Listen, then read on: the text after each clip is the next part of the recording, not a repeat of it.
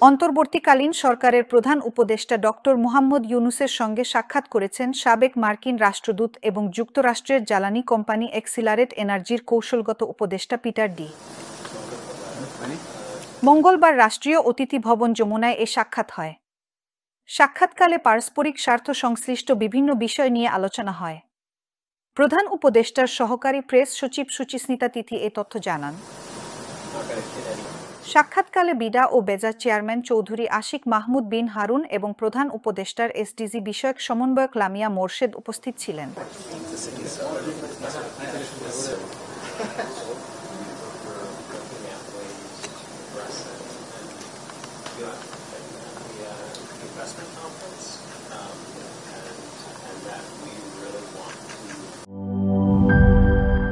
Bundle থাকলে প্রতি সেনমানিতে টাকা বাঁচবে। বিকাশ সেনমানি বান্ডেল কিনে জিতুন প্রতি লেনদেনে।